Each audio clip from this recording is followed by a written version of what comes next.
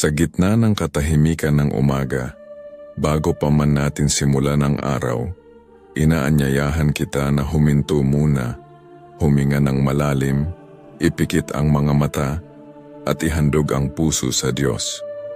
Ang panalangin ay hindi lamang paghingi, kundi pakikinig, pag-aalay, at pagyakap sa presensya ng Diyos. Sa bawat pintig ng ating puso, nariyan ang Diyos na naghihintay. Handa tayong samahan sa bawat hakbang ng ating araw. Kaya halina't manalangin tayo ng may buong tiwala at pusong bukas sa Kanya. Sa ngalan ng Ama at ng Anak at ng Espiritu Santo. Amen. Mahal kong Diyos, sa paggising ko ngayong umaga, ang unang bulong ng aking puso ay pasasalamat. Salamat sa panibagong buhay, sa liwanag ng araw, sa hangin na aking nilalanghap, at sa tahimik na sandaling ito na ako'y maaring makausap. Panginoon, alam ko, Panginoon, na bago pa man magsimula ang araw na ito, nauuna ka ng gumawa ng paraan para ako'y patnubayan. Para ipakita sa akin ang liwanag kahit sa gitna ng dilim, at upang iparamdam na hindi ako kailanman nag-iisa. Panginoon, iniaalay ko sa iyo ang buong araw na ito.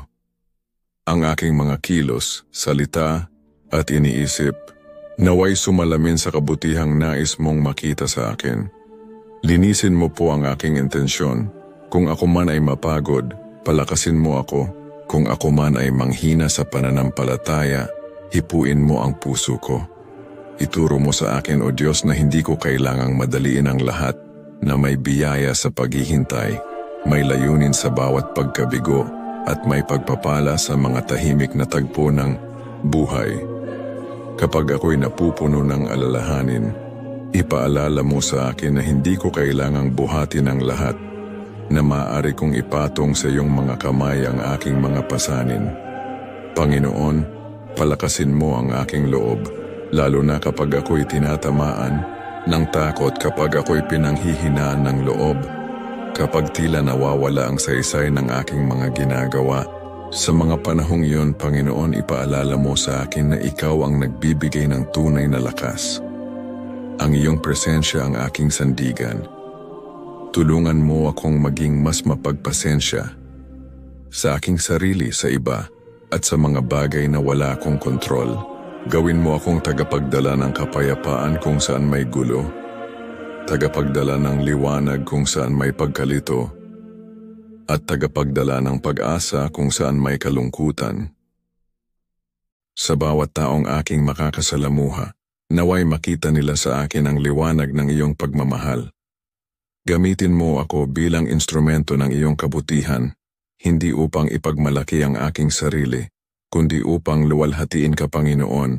Iniaalay ko rin sa iyo ang aking pamilya at mga kaibigan.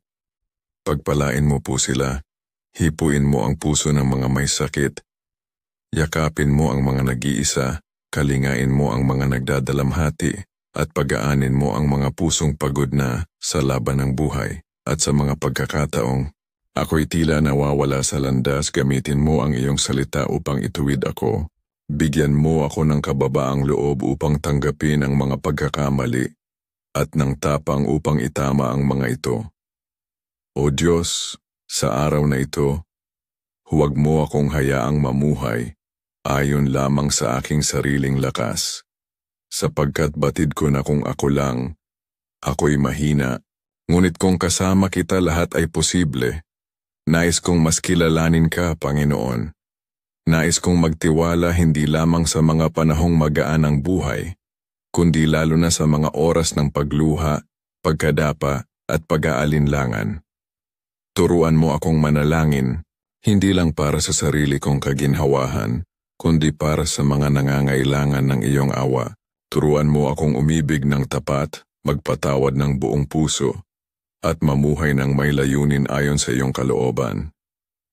At kung darating man ang araw na ito, na puno ng hamon, mananatili akong nakakapit sa iyo.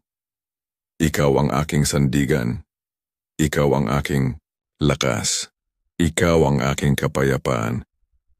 Ang lahat ng ito, O Diyos, ay aking taimtim na idinadalangin sa pangalan ng iyong anak na si Jesus, kasama ng Espiritu Santo. Amen. Sa ngalan ng Ama at ng Anak at ng Espiritu Santo. Amen.